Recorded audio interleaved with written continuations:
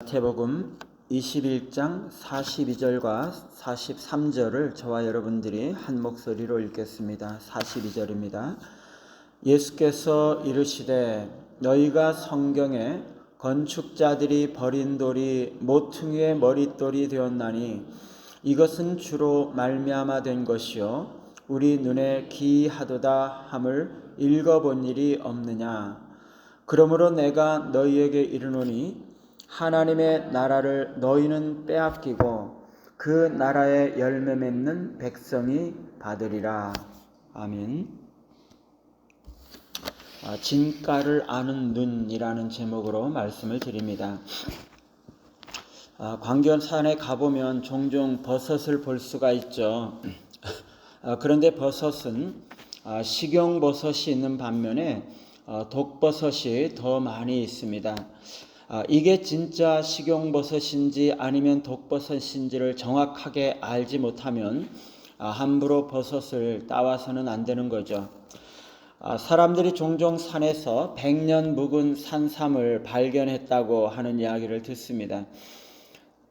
종종은 아니고 가끔 그런 일이 있는 거죠. 그 산삼은 100년 동안이나 그 자리에 있었는데 아무도 그 산삼을 발견하지 못하고 지내왔던 것이죠.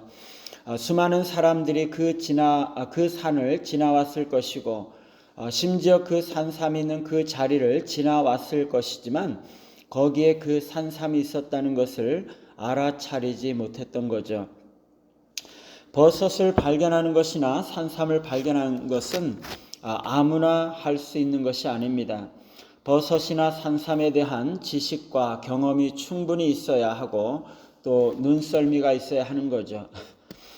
음악가나 운동선수들은 종종 유명하고 훌륭한 스승에 의해서 발견이 되어서 발탁이 되는 순간 세계적인 선수로 나타나게 되는 것이죠. 박지성 선수는 무명의 선수였을 때 히딩크 감독의 눈에 띄어서 국가대표 선수로 발탁이 된 경우입니다.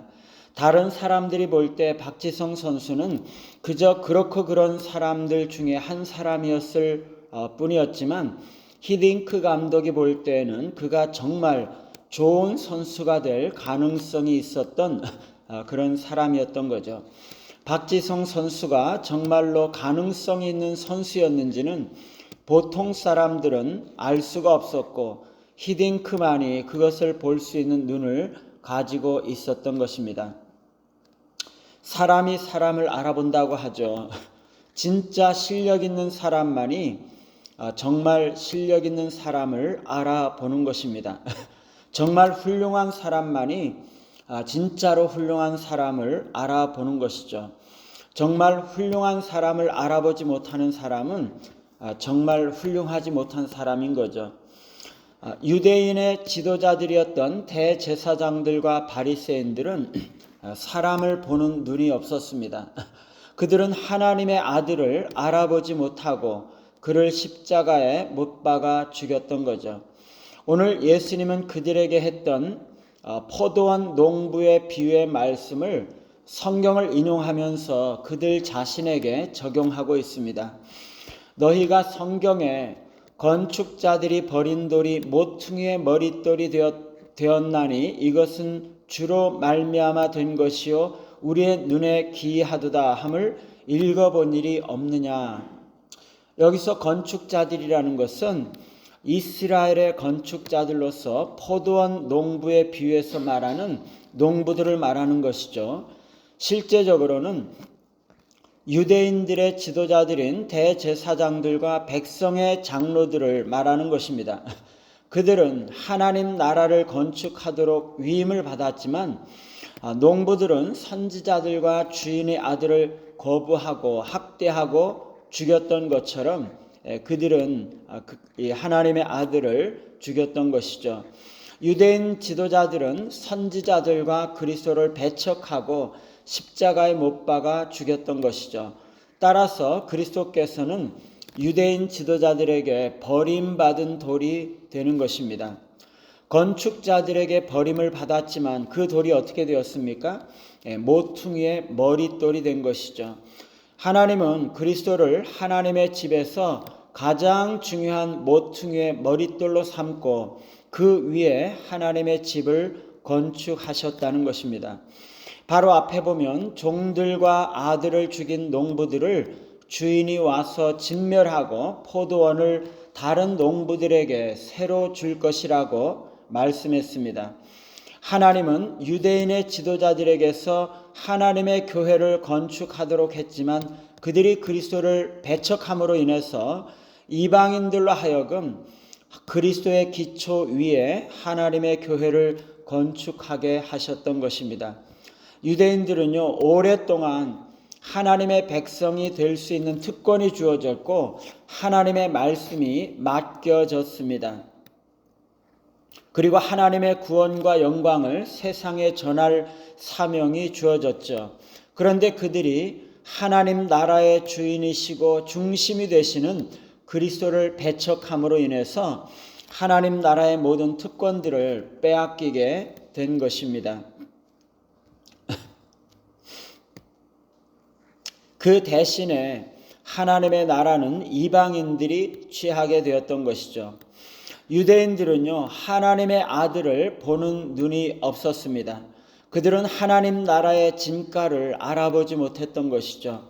그리고 그 하나님 나라의 특권들과 축복들을 걷어차버리게 되었던 것입니다.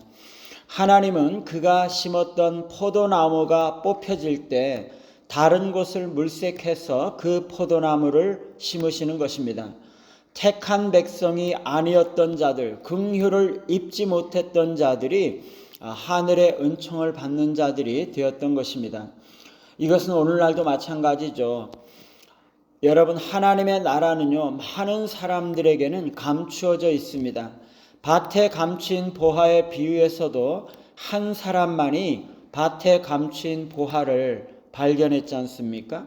수많은 사람들이 그 밭을 지나고 갈고 농사를 지어 먹고 있었음에도 불구하고 거기에 감춰져 있었던 보화를 발견하지 못했습니다.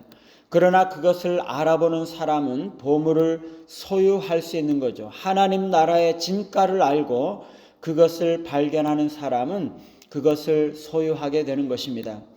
공동체 안에서도 이 사회에서도 정말 훌륭한 사람을 알아보기는 쉽지 않습니다. 많은 사람들에게는 감추어져 있어요. 교회 안에서도 하나님 나라가 임하는 것을 알아보는 사람들은 많지가 않습니다. 그러나 그것을 보는 사람들은 그것을 소유하는 것이죠. 우리가 말로만 주여 주여 한다고 해서 우리에게 주님의 나라와 축복이 임하는 것은 아닙니다. 43절에서 말씀하고 있는 것처럼 하나님의 나라는 하나님 나라의 진가를 보지 못하는 사람들에게서 빼앗아서 그 나라의 열매 맺는 백성들에게 주어진다고 말씀합니다. 우리가 하나님 나라의 열매를 맺을 때 우리는 진정한 하나님 나라의 소유자가 되는 것이죠.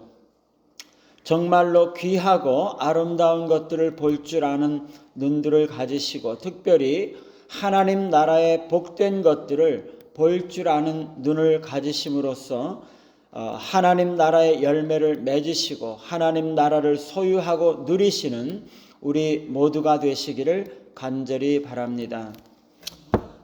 찬송가 425장입니다.